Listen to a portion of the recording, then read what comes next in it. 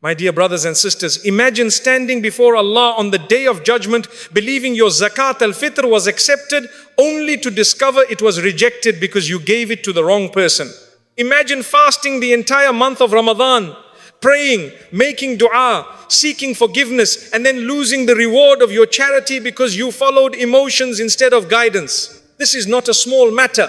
Zakat al-fitr is an obligation, and if it is given incorrectly, your duty may not even be fulfilled. Today, we are going to speak about a mistake that many Muslims make every single year, and they do not even realize it. 1. Those who are wealthy, even if they claim hardship. My dear brothers and sisters, Zakat al-fitr is only for those who are truly poor and needy. It is not meant for someone who already has enough wealth to cover their basic needs.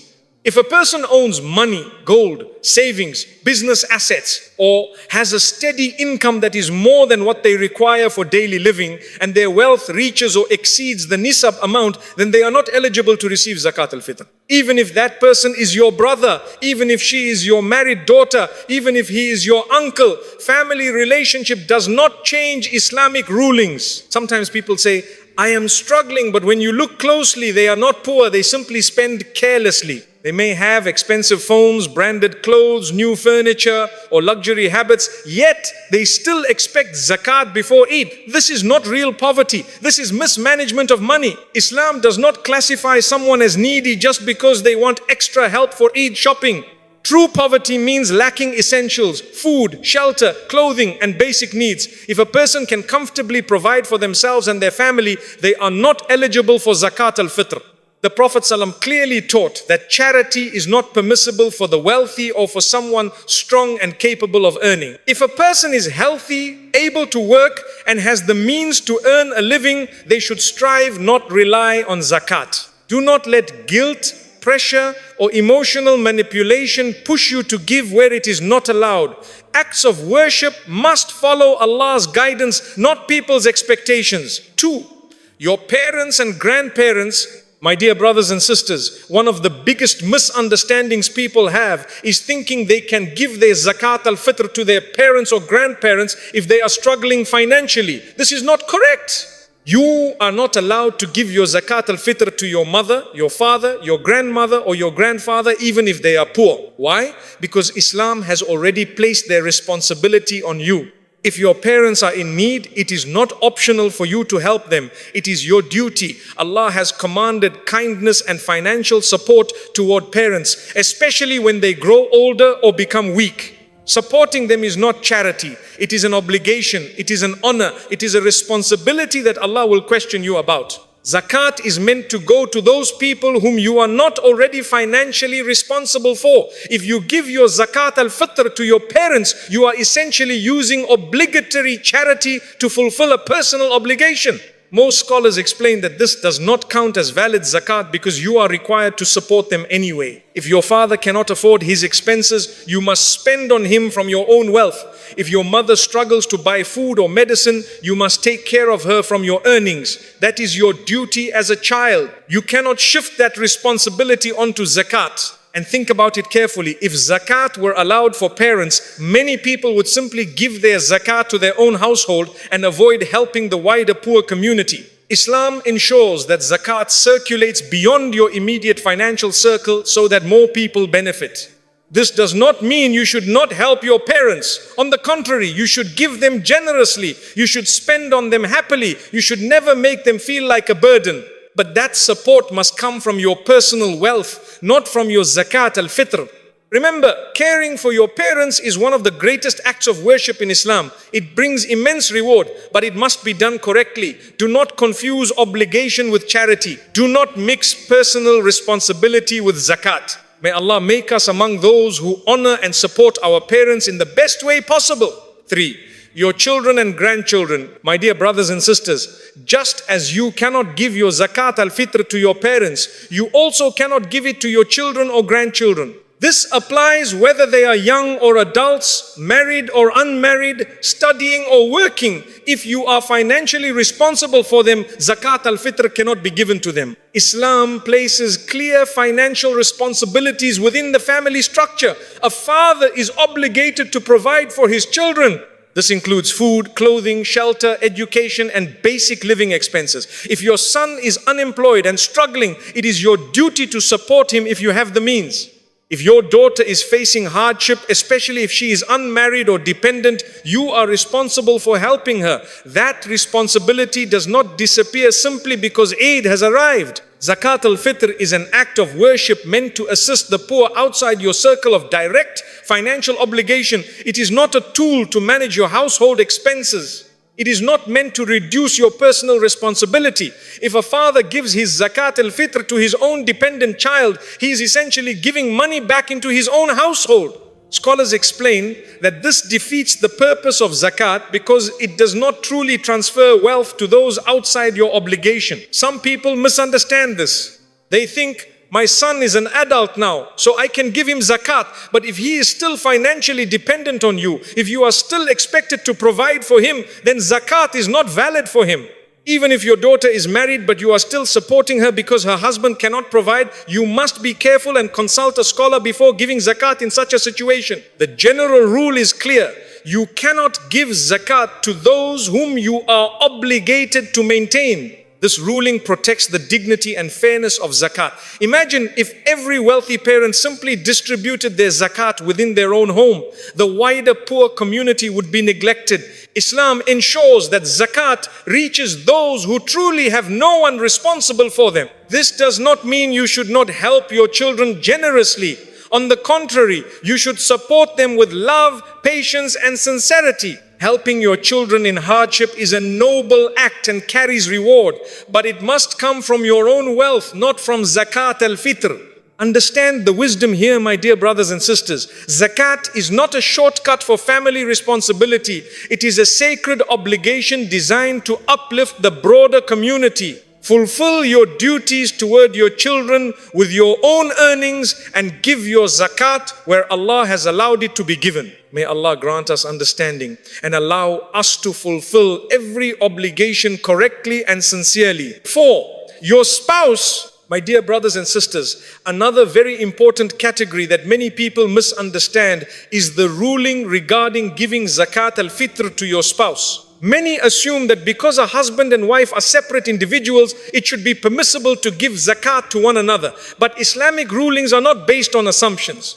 They are based on responsibility, obligation, and clear principles. Let us begin with the husband. A husband is Islamically obligated to financially maintain his wife. This responsibility is not optional, it is not cultural, it is not dependent on her income. It is a divine command. Allah has placed the duty of provision upon the husband. He must provide food, clothing, shelter, and her basic needs according to his ability. Even if the wife is wealthy, even if she earns more than her husband, he is still responsible for her maintenance. Now think carefully. If a husband gives his zakat al-fitr to his wife, what is he actually doing? He is giving zakat money to someone whose expenses he is already obligated to cover. In reality, the money remains within his own financial responsibility. It does not truly leave his circle of obligation. For this reason, scholars state clearly that a husband cannot give his zakat to his wife because he is already responsible for her financial care.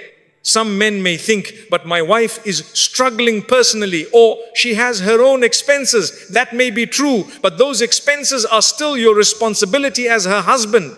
Zakat cannot be used as a substitute for your duty. Zakat is not a way to reduce your personal financial burden. It is an act of worship meant to help those who are not under your financial care. Now let us discuss the wife giving zakat to her husband. This is slightly more detailed, and scholars have discussed it carefully. In principle, a wife is not financially obligated to maintain her husband. Therefore, some scholars have allowed a wife to give zakat to her husband if he is genuinely poor and eligible because she is not responsible for his expenses. However, there is an important condition. The zakat must not return to her indirectly in a way that benefits her financially.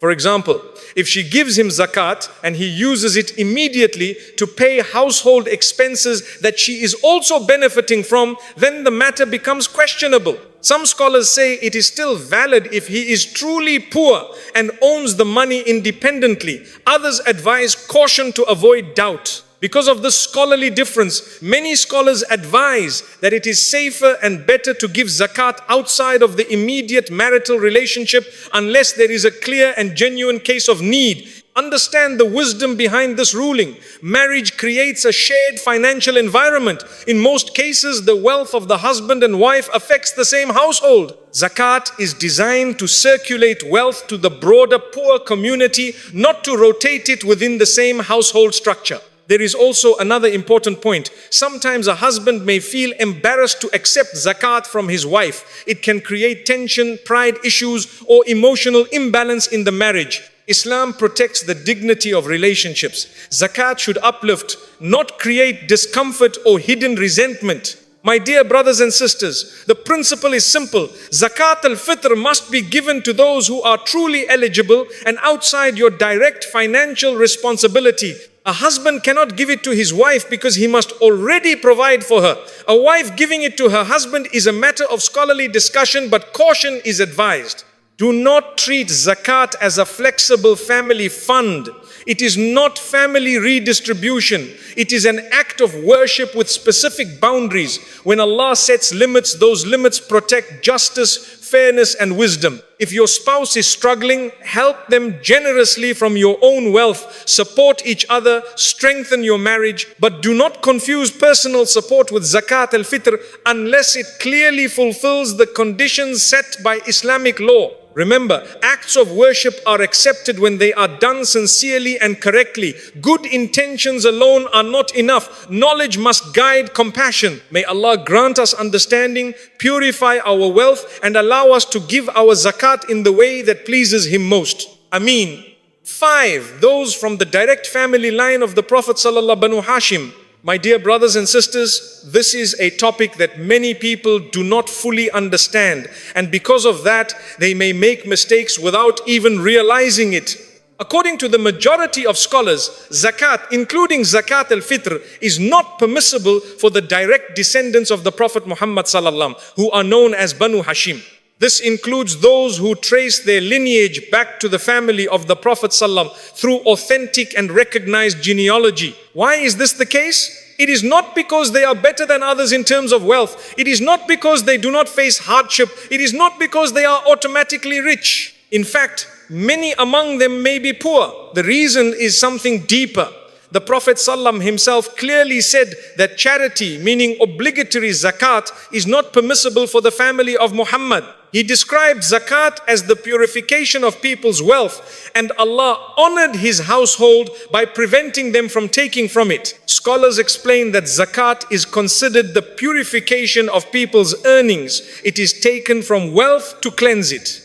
Allah gave a special honor to the Prophet's family by making it impermissible for them to receive this form of charity. Instead, historically, they were given a share from other sources such as the public treasury. This was a distinction granted to them. Now here is where people become confused. They think, but what if someone from that lineage is poor? What if they are struggling? The answer is that they can be supported but not through zakat. They can receive voluntary charity, gifts, sadaqah that is not obligatory, and financial help from other lawful means. You can support them generously, you can assist them quietly, you can help them in their hardship, but you should not give them your zakat al-fitr according to the majority opinion of scholars.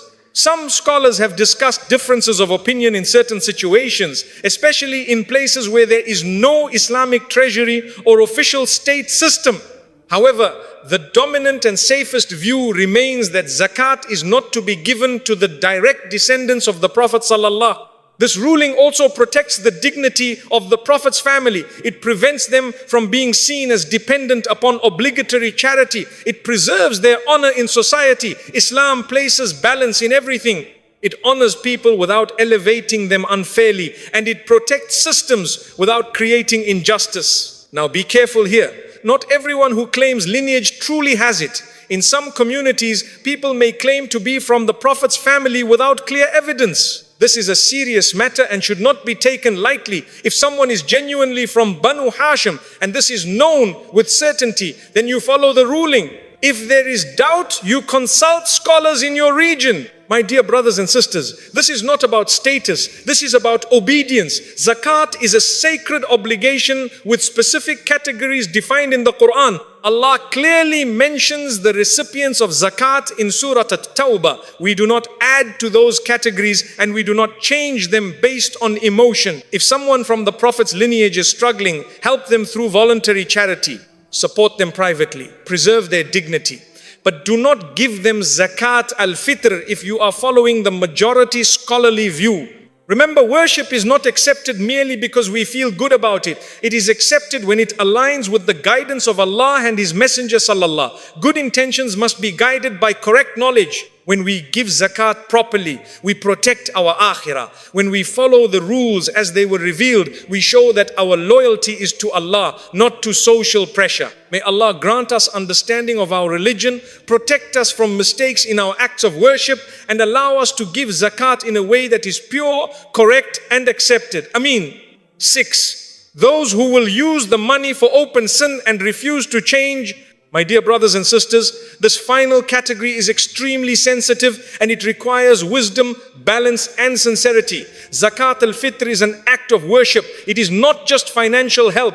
It is purification, it is obedience, it is something that connects your Ramadan to your akhirah. Because of that, you must be careful that your zakat does not become a means of supporting sin or strengthening wrongdoing. If a person openly lives in sin, and you know with certainty that whatever money you give them will be used to support haram activities, then you are not allowed to give your zakat al-fitr to them. Zakat is meant to relieve hardship, not to fund destruction. Think carefully about this. If someone is addicted to drugs and whenever they receive money, they immediately use it to buy narcotics, giving them zakat in the form of cash that will directly go toward that addiction is not helping them. It is harming them. It is not charity. It becomes indirect cooperation in sin. Allah clearly tells us in the Quran not to help one another in sin and transgression. But this matter requires balance. We are not told to judge people harshly. We are not told to assume the worst about everyone. We are not told to investigate people's private lives suspiciously. Islam teaches us to act based on what is apparent and what is reasonably certain. If someone is known openly in the community for misusing money for gambling, alcohol, drugs or criminal behavior, and this is consistent and clear, then you must think carefully before giving them zakat in a form that they can misuse. Zakat is not simply about transferring money, it is about fulfilling a divine responsibility. If you knowingly give your zakat to someone who will use it to commit wrongdoing, then you are not fulfilling the purpose of zakat. Instead of reducing hardship, you are enabling self-destruction. However, this does not mean we abandon people who are struggling with sin. This is where wisdom becomes essential. There is a difference between someone who sins but is trying to change and someone who is proud of their sin and determined to continue in it. There is a difference between someone who fell into addiction and wants help and someone who rejects advice and uses every opportunity to continue harming themselves and others. If a person is sincerely trying to recover from addiction, sincerely seeking help, sincerely wanting to leave wrongdoing, then assisting them in a way that truly helps their recovery can be rewardable. But the assistance must be structured wisely. Instead of handing cash directly, you might pay for food, groceries, rent, or medical treatment directly. You might support them through safe channels that ensure the zakat reaches legitimate needs without being misused. Islam encourages reform and mercy, but not recklessness. Compassion must be guided by intelligence. You are responsible for how you discharge your zakat. You are not responsible for someone's hidden intentions, but you are responsible for obvious outcomes. Some people misunderstand this point and become extreme. They begin to say, this person sins, so they do not deserve zakat. That is not correct. If sin alone disqualified someone, then almost no one would qualify. Every human being sins. Poverty does not require perfection. A poor Muslim who commits sins is still eligible if they fall under the Quranic categories of recipients. The key issue is not whether they sin.